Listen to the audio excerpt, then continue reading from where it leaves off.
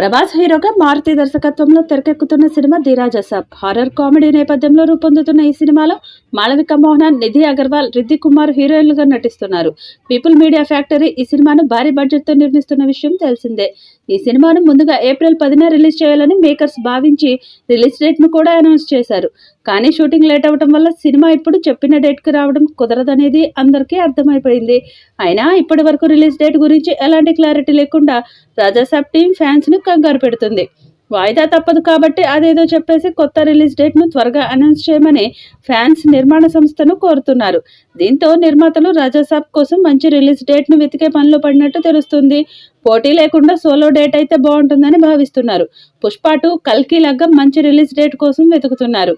ఈ చిత్రం నుండి మొదటి పాటను విడుదల చేసేందుకు సన్నాహాలు చేస్తున్నారు.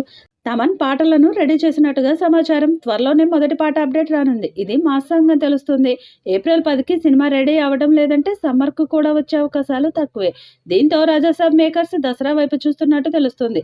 ప్రభాస్ సినిమాలో రీమిక్స్ సాంగ్ అంటే ఆయన పెదనాన్న కృష్ణంరాజు సినిమాలోని ఏదో ఒక హిట్ సాంగ్ అయి ఉంటుందని అందరూ భావిస్తున్నారు.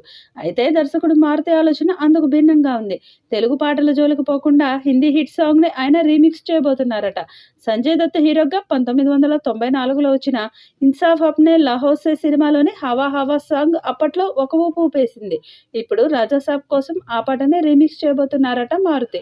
మరో విషయం ఏంటంటే ఈ సినిమాలో సంజయ్ దత్ కీలక పాత్ర పోషిస్తున్నారు.